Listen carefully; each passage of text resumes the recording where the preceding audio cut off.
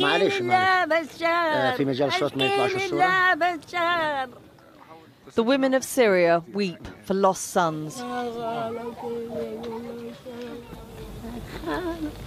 But now they weep for themselves and their daughters too.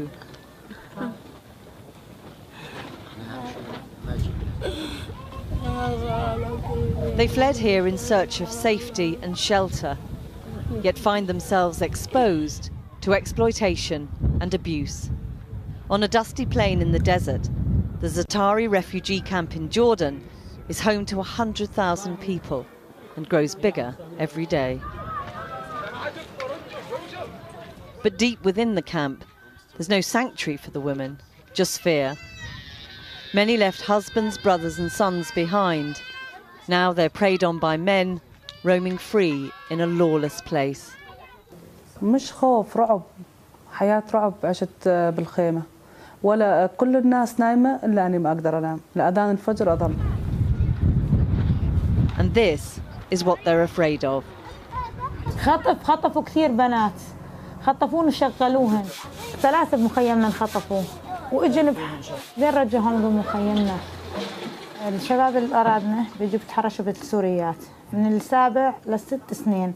بدهم يخطفوهن ويطلعوهن لبرا. فحتى الطفل اللي قد هاي عم بتحرشوها. A trip to the toilet at night is now too terrifying for many women in this part of the camp. طبعا انا باجي مع بنتي وبضل واقفه فيها بالضبط ان نطلع للحمام، ما فيش اضويه، تيجي عتمه بالليل. يعني انت تقدر تفوتي على الحمام، بجوز واحد نفسه ضعيف يفوت، يعني اسال اختها هي واحده تقدر تفوت ما تقدرش تفوت الحمام. انا مره كبيره متجوزه وعندي اولاد شباب، ما استرجيش اجي على الحمام لحالي. عندي بالعشره معاش استرجاعي خلص. The men come mainly from Saudi Arabia and other Gulf states. In the guise of donors, they offer charity, but in return, demand a wife. But these are marriages of convenience, for the men at least, often lasting just a matter of weeks or even days. Abu Sanad is a father of 2 girls. يعني بدل ما قلت بيجيني شياب من برا، هلا أرادنا بيجوا شباب من برا، من السعودية، من قطر، بدكم تزوجوا بناتكم، بدكم تزوجوا ما بعرف شو. يعني شو شايفيننا احنا مثل ما بقولوا هلا في سوق بيع، يعني سوق غنم. يعني شو انتم شايفين ما معنا فلوس، يعني خلاص بدكم تستغلونا. والله اعطيني جوزني بنتك مثلا 200,000 او 100,000 او 50,000 ليرة سوري، يعني ما بطلعناش 100 دينار او 150 دينار او 200 دينار او 300 دينار. استغلال للعالم. السعودي قال لي بعيشك أميرة وأنا ما قبلت. وحتى مساعدته يعني انه ما عادش بدي منك اي شيء، بس انه اقبل مني هاي المساعده ما رضيت اقبلها. Lama, a divorced woman with children, says she was forced to flee Zatari after relentless pressure to marry. We found her in a safe house outside the camp in Amman. She told us after she repeatedly refused many propositions, her tent was burnt down. في بنات بيقبلوا للزواج، في بنات بيكونوا يعني كمان معانين بسبب الحرب وهالاشياء هاي، فبيكونوا بحاجه انه حدا مثلا يستر عليهم او شيء او هاي، بيكون شخصيته مثلا ضعيفه وبحاجه يعني ماده او بحاجه ملابس. Alongside the everyday essentials, they still try to sell dreams here.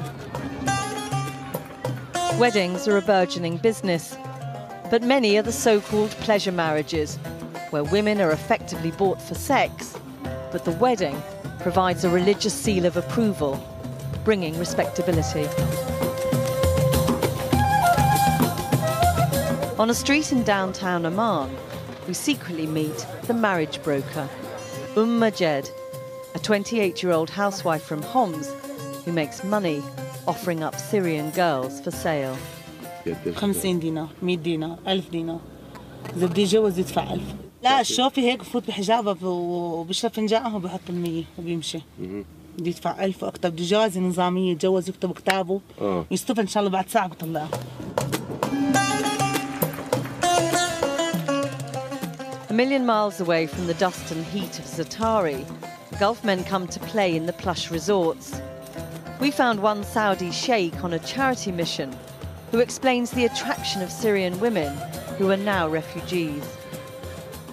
صار السورية الحين مثلا زواجها رخيص يعني ما هو غالي وإنسانة مش متطلبة يعني في الخليج صار عندنا تطلبات في الحياة صعبة على أغلب الشعب. صار الزواج من سوريا يعني كاقتصاديا أحسن للشخص السعودي. كانوا هنيك يحلموا حلم ياخذوا سورية بس وصلت الأيام اسودت وصار فينه ياخذ سورية.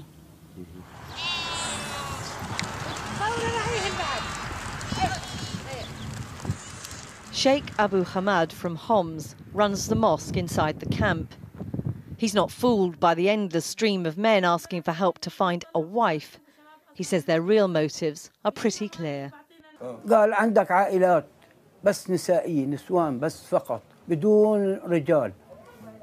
أنا بتكفله وبطلعه وبحط كل 10 نساء بغرفة ببيت.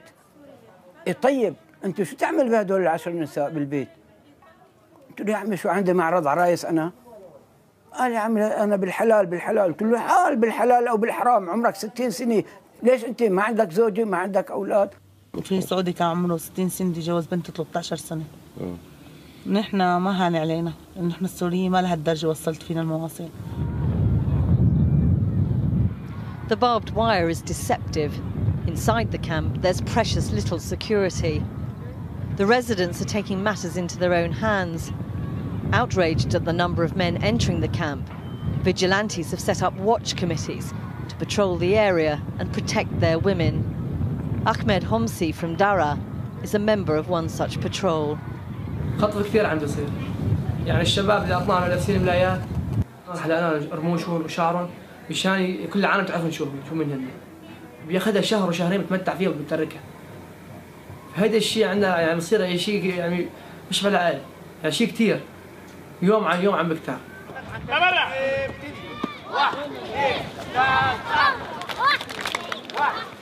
There are valiant attempts at normality in the camp. The UNICEF school has 5,000 children on the roll.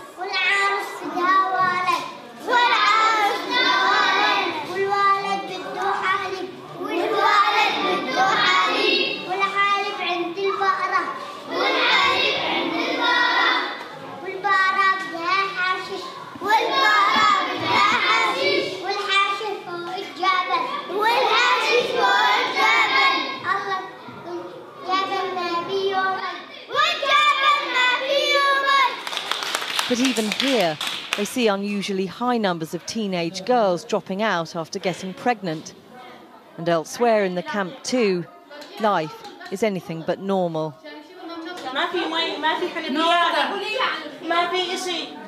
ما يقدر نغسل ايدينا هون بالمطبخ ما في خزانات ما في كهرباء ما في شيء ما في.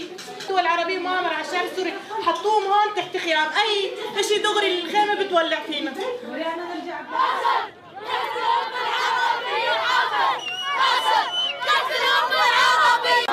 For now, the authorities have bigger problems on their hands. The young men are angry and frustrated and have nothing to do. Several riots have broken out in the camp, and Darak riot units remain permanently on standby. The United Nations says it's working hard with the Jordanian government to set up proper policing and have announced a new security initiative. It can't come soon enough. The women of Zatari feel forsaken by the world, but especially by their fellow Arabs. بس لما طلعنا انحرمنا كل شيء. حتى انحرمنا أحسن شيء بالبني آدم، تعرف شو هو؟ حرمنا الكرامة. For so long out of sight, the focus of the conflict so often the freedom fighters and martyrs. The women fled across the border to escape the fighting, but for many the supposed refuge has offered anything but. As the Syrian crisis spirals further into chaos, what is to become of the women and girls of the revolution?